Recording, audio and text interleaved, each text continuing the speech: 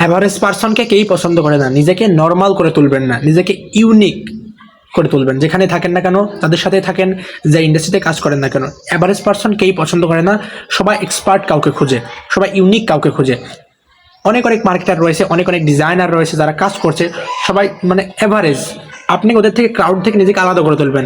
হয় আপনি তাদের থেকে কমিউনিকেশনে ভালো, হয় আপনি হাই লেভেল এক্সপার্ট। অ্যাভারেজ মানুষদের কেই পছন্দ করেন না। আপনি চাইলে তখন আপনি এক্সপার্ট হয়ে যাবেন, আপনি হাই লেভেলে সার্চ করতে পারবেন। অ্যাভারেজ মানুষদের কাছে কেই যেতে চায় না। দিন শেষে সবাই আপনাকে বেশি পে করতে রাজি, বাট একজন এক্সপার্টকেই খুঁজছে তারা।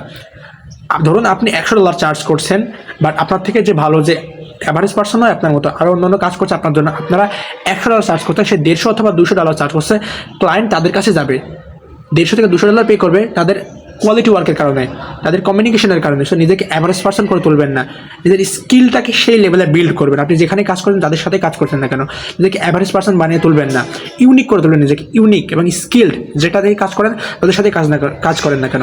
সো সবাই এক্সপার্ট কাউকে খুঁজে। সো নর্মাল কোনো স্কিল থাকলে আপনাকে এআই দিয়ে রিপ্লেস করে যাবে। মিডল ম্যানদের কিন্তু খুব বেশি দিন আর রাজত্ব থাকবে না।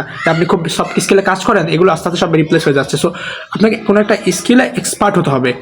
এআই আপনার জীবনে ইউজ করতে হবে। এআই নিয়ে খুব বেশি ভয় পাওয়া যাবে না। এআই আমাদের জীবনকে আরও সহজ করে তুলছে। যেটা করতে আগে আমাদের 3-4-5 ঘন্টা লাগতো, অনেক কিছু রয়েছে সেটা আমরা এআই দিয়ে এখন করে ফেলতে পারছি। আমি নিজে অনেক অনেক এআই ইউজ করি বর্তমানে, আমি যেগুলো করছি। সো এআই আমাদের জীবনকে আরও সহজ করে তুলছে। চেষ্টা করবেন আপনি যেটা করছেন ওটা এআই দিয়ে করা যায় কিনা।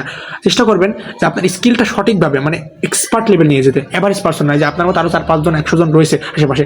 নিজেকে ইউনিক এবং এক্সপার্ট করে তুলবেন। অ্যাভারেজ পার্সন কেউ পছন্দ করে না, কেউ অ্যাভারেজ পার্সনের কাছে যেতে চায় না। সে নিজেকে ইউনিক এবং এক্সপার্ট করে তুলবেন।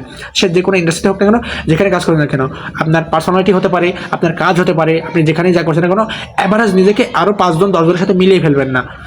100 জন এটা করছে, আমি ওটাতে, আমার স্কিলটা সেরে আমি ওটাতে চলে গেলাম, আমি এটা শুরু করবো, কারণ 2 জন ওটাতে সাফল্য পেয়েছে। তার আমি এটা করছি 5 মাস ধরে, অন্যজন ওটা শুরু করেছে, তারা ওটা ভালো করছে, আমি আমারটা সেরে ওটাতে চলে যাচ্ছি, এমন করা যাবে না। আপনি যেটা করছেন ওইটাই লেগে থাকতে হবে। নিজেকে ইউনিক পর্যায়ে নিয়ে যেতে হবে, এক্সপার্ট হতে হবে কোনো কিছুতে। অ্যাভারেজ থাকা যাবে না কখনো। অ্যাভারেজ মানুষের কাছে কেউ যেতে চায় না। আর অবশ্যই আপনারা যারা ফ্রিল্যান্সিং করেন, যারা কাজ করেন, আমার ভিডিও যারা দেখছেন, কোনো স্কিল শেখার চেষ্টা করবেন। শুধু কাজই আপনাকে পরিবর্তন করতে পারে। চেষ্টা করবেন, অবশ্যই চেষ্টা করবেন কমিউনিকেশনে ফোকাস দেবেন। কমিউনিকেশন একটা অন্যরকম স্কিল বর্তমান পৃথিবীতে। কমিউনিকেশন যদি আপনি ভালো থাকে, আপনি আরও 100, 200, 1000 লাখ মানুষকে ছাড়িয়ে যেতে পারবেন।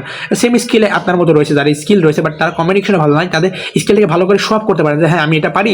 ক্লায়েন্টকে বোঝাতে পারতে হবে যে আপনি এত তার জন্য একটা অ্যাপ ডেভেলপ করতে পারেন, বাট আপনার ক্লায়েন্টকে তো বোঝাতে হবে যে হ্যাঁ আমি তোমাদের অ্যাপটা তৈরি করতে পারবো। আপনি অবশ্যই জানেন যে কীভাবে অ্যাপ তৈরি করতে হয়, বাট আপনি ক্লায়েন্টকে বোঝাতে পারেন না। সো আপনি নিজের প্রজেক্টই পাবেন না, কারণ ক্লায়েন্টকে সে আপনি কনফিডেন্সটা দিতে পারছেন না। সো ওই কমিউনিকেশন ফোকাস দেবেন, লেগে থাকবেন এবং নিজেকে অ্যাভারেজ পার্সন করে তুলবেন না।